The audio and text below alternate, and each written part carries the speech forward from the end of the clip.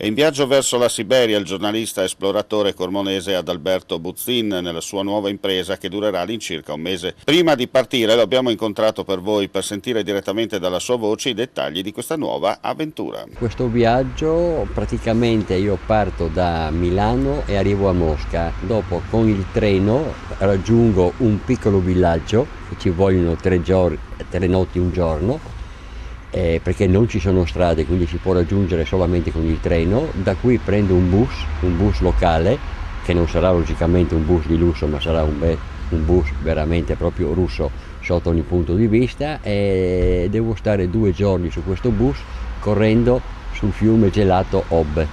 E quindi insomma spero bene, in modo le temperature sono molto proibitive, quindi la crosta di ghiaccio sarà circa 1 metro e mezzo, quindi non dovrebbero esserci problemi. Insomma, si può dire, no? Un'avventura nell'avventura. Un'avventura dell'avventura, ecco, sì, quello lì sì. E da qui arrivo a Vorkuta, che è un po' a nord, un po' più a nord del circolo polare artico, e qui diciamo che inizia il vero reportage per cercare questi Nennet, che sono una popolazione nomade che vive con temperature proibitive a meno 40, meno 50 nella tundra, che è quasi sempre gelata.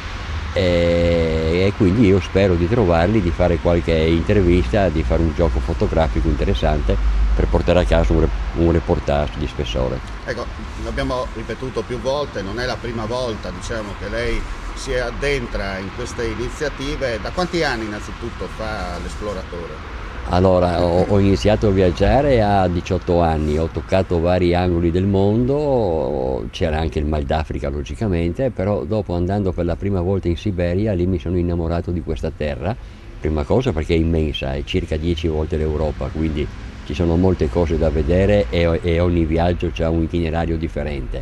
La faccio sempre in invernale perché Siberia è sinonimo di ghiaccio, di freddo e di bianco. E trovo questo ambiente tecnicamente pulito, tra virgolette, cioè a parte Mosca, San Pietroburgo, il Baikalo, Novosibirsk, Vladivostok, non ci sono turisti, e questa qua per me è una grande cosa perché vedo l'ambiente sano, puro e trasparente. Ecco, un ambiente sano, puro e trasparente che riporta molto indietro, no? Sì, perché sembra in certi villaggi che il tempo si sia fermato. Io racconto sempre un aneddoto che mi è capitato un paio di anni fa. Ero in macchina, avevo guidato per parecchie ore, è calato subito il buio verso le 3 di pomeriggio e verso le 2 di mattina mi sono trovato ai confini con la Cina, praticamente ho sbagliato pista. Ero io con un mio amico russo, Andrei, la polizia ci ha fermato e ci ha fatto tornare indietro, eravamo molto stanchi, abbiamo trovato un piccolo villaggio, penso 15-20 case, solamente una casetta illuminata. Io ho detto: Andrei, tenta di bussare, vediamo cosa succede.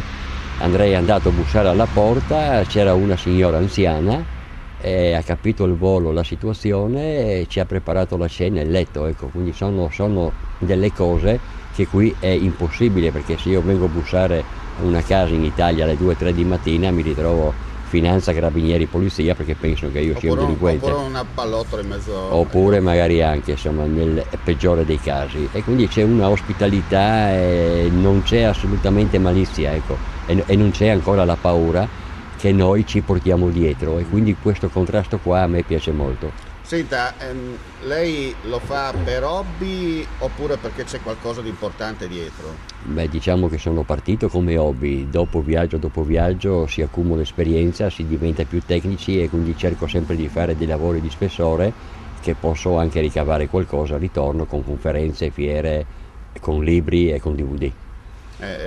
Prossimamente sappiamo che c'è già qualcosa che bolle in pentola, no? Dopo il suo rientro da questo viaggio. Ecco, dopo il rientro diciamo che sarà subito pronto un DVD sui circa 20-25 minuti, e sarà una clip che appunto dimostra come si vive in questi posti veramente estremi, sia come temperatura e come anche tenore di vita in generale.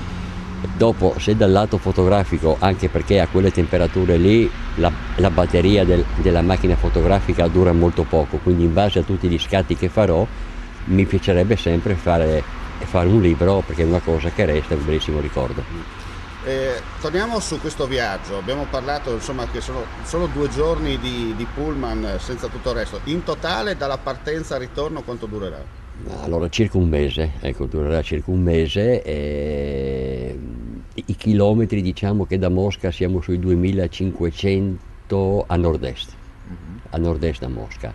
Solamente che io pensavo di arrivare a Mosca, di prendere una macchina, una UAZ russa, perché sono quelle macchine che vanno bene, anche se che non sono comode magari come un Land Rover, un Toyota o un Porsche Cayenne, ecco, la diciamo così per assurdo, solamente che non ci sono strade, è una città proibita ancora, adesso si sono un pochino aperti, ma ci vuole un piccolo permesso per poter entrare, perché lì una volta c'erano tantissimi gulag ai tempi di Stalin ed è un paese molto ricco di risorse minerarie e quindi diciamo che le autorità non vogliono curiosi. Ecco, una cosa importante, anzi nell'ex Unione Sovietica esistono ancora, no, aree proibite da parte del governo russo o comunque dei nuovi stati nati dal discioglimento del gigante d'argilla, come è stato chiamato. Sì, infatti c'è un altro paese che si chiama Norilsk e quello lì è severamente vietato, cioè bisogna avere veramente un permesso a livello politico molto alto per poterlo andare a visitare. È tale e quale a Vorkuta, solamente che lì non si entra. Bisogna avere un permesso. Ecco, cosa importante. Senta, la parte burocratica, perché non è che uno decide oggi di partire per domani, ci saranno immagino settimane o addirittura mesi o anni di lavoro dietro, no? Allora, la parte burocratica, oggi come oggi, se uno vuole andare in Russia si appoggia a un'agenzia e si cade dentro l'Intourist, e quindi l'Intourist si preoccupa di tutto, del viaggio aereo, del visto, ma anche della prenotazione alberghiera. Siccome che io non posso prenotare gli alberghi, sono invitato in Russia, quindi tramite contatti e amicizie che ho fatto durante gli anni, e quindi all'interno sono libero.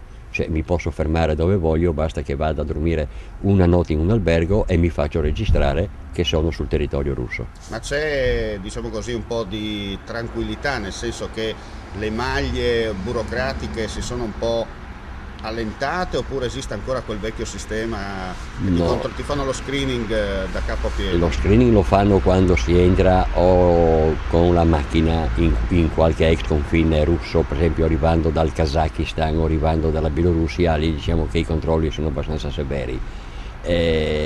La parte burocratica è molto articolata, ma venendo dall'Italia dove anche le prassi burocratiche sono molto articolate, diciamo che ho un buon allenamento, un buon allenamento. Quello che in Siberia posso dire è che la cosa facile potrebbe diventare difficilissima e la cosa difficile in teoria potrebbe diventare facile. Questo qui è il contrasto della Siberia. Senta, per concludere, lei ha detto che c'è stato all'inizio della sua avventura il Mal d'Africa, poi dal Mal d'Africa si è spostato al Mal di Siberia, no? Giustamente la Siberia bisogna visitarla d'inverno perché altrimenti ci si trova in condizioni climatiche forse addirittura peggiori, no? Rispetto a quello che sono le condizioni attuali. Allora, io ho provato i più 50 e i meno 50, diciamo che con i più 50 io personalmente, fisicamente soffrivo un po' di più, perché il caldo stanca molto. Il freddo basta essere ben coperti, avere una pressione regolare e un buon cuore, ecco, perché insomma, logicamente se uno soffre di pressione o il cuore non è completamente sano, a quelle temperature lì insomma si rischia molto. Senta, durante il suo attraversamento quanti fusi orari attraverserà? Allora, da Mosca a Vladivostok ce ne sono parecchi, perché il treno parte da Mosca tipo il lunedì e arriva il sabato, quindi io adesso in questo viaggio qua a Mosca sono le 10 e alle 10 di mattina e a Vorkuta sono invece la 1 di pomeriggio, quindi ho 3 fusi orari differenti, ecco. Bene, noi la ringraziamo per questa disponibilità e la attendiamo al ritorno per sentire da lei com'è stata la sua ultima avventura, ultima ma non ultima, dilettante, che poi proseguirà nel corso della sua carriera di esploratore. Ben volentieri, grazie a voi, grazie a voi.